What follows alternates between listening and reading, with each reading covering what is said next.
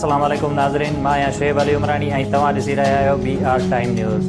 सभ खां पहिरियां शामिल कंदासीं हीअ रिपोर्ट।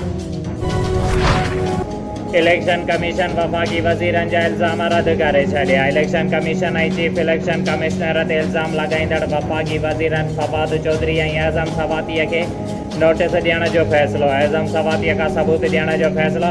चीफ इलेक्शन कमिश्नर जी सदारत हेठि थियल इजलास में वफ़ाक़ी वज़ीरनि पारां इलेक्शन कमीशन ते लॻायल इल्ज़ामनि जो जाइज़ो वरितो वियो। भारत इसराइल सां गॾिजी वज़ीर आज़म समेत ॿियनि पाकिस्तानियुनि जा WhatsApp अकाउंट्स हैक करण जी कोशिश कई। सुदो सभा वारे वफ़ाक़ी वज़ीर फवाद चौधरीअ जो वफ़ाक़ी काबीना खे इजलास बैदि ब्रीफिंग में इंकिशाफ। वफ़ाक़ी काबीना पार्लियामेंट जे मेंबर्स जी पघारुनि में 10% वाध वारी समरी रद्द करे छॾी। वज़ीर आज़म इमरान ख़ान पारां काबीना इजलास दौरान मुल्क में कणक जल्द रिलीज़ न करण ते कावड़ जो इज़हार। सूबनि खे अटे जी क़ीमत सस्ती करण लाइ कणक तकड़ी रिलीज़ करण जी हिदायत।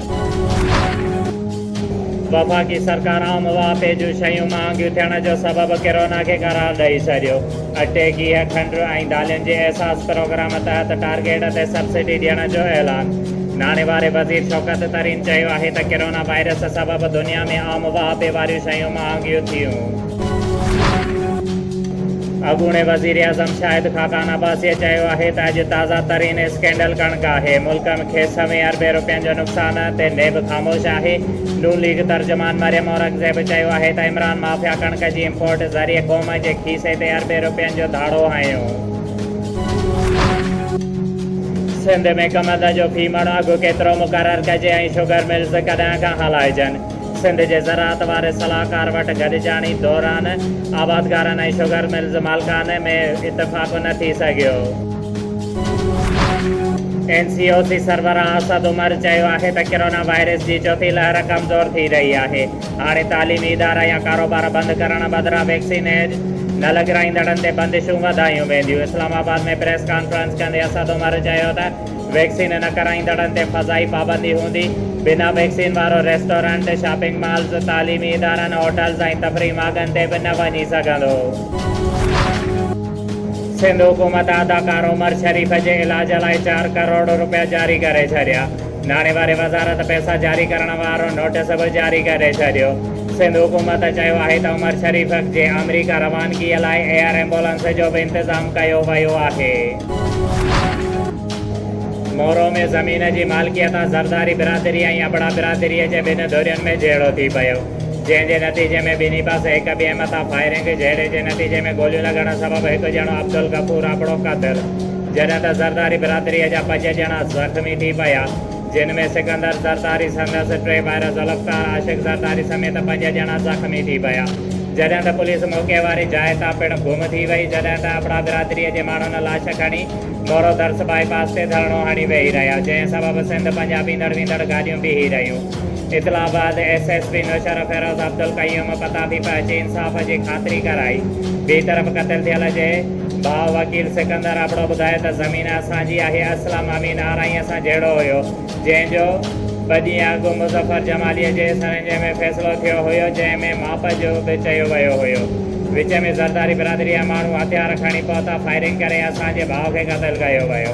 पुलिस धुर बणियल आहे। ॿी तरफ़ ज़रदारी बिरादरीअ जे माण्हुनि ॿुधायो त असां ज़मीन ते वेठा हुयासीं त अबड़ा बिरादरीअ जे माण्हुनि हमलो करे ज़ख़्मी कयो आहे, जॾहिं त कवरेज दौरान पथर लॻण सबबु हिकु सहाफ़ी दाइम अबड़ो पिणु ज़ख़्मी थी पियो।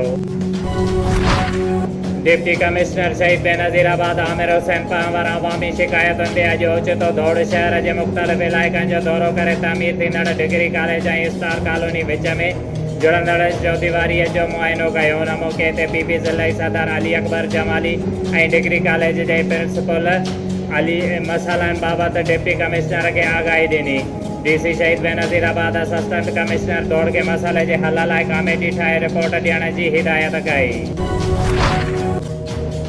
सूबाई मुतसिब आला सिंध जे रीजनल डायरेक्टर शहीद बेनज़ीराबाद खान मोहम्मद ज़रदारी अॼु डिस्ट्रिक्ट अकाउंट्स ऑफिस शहीद बेनज़ीराबाद में खुली कचहरी मुनक़िद करे ट्रेज़री ऑफिस जे हवाले सां माण्हुनि जा मसइला मालूम कया ऐं उन्हनि जे हल लाइ वास्तेदार ऑफिसरनि जे अमलदारनि खे हिदायतूं जारियूं कयूं।